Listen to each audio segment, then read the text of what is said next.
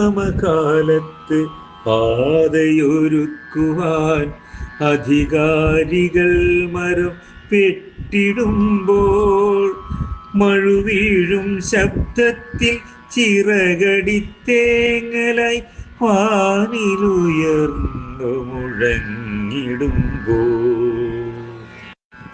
ചിറകറ്റ കുഞ്ഞിൻ്റെ പതനത്തിൻ രോദനം ഇടനെഞ്ചിൽ നോവായി പടർന്നിടുമ്പോൾ ഇടിവെട്ടും ശബ്ദത്താൽ ഭയന്നു പറക്കുന്ന കിളികൾ തൻ ദുർവിധി യാരു കാണാൻ.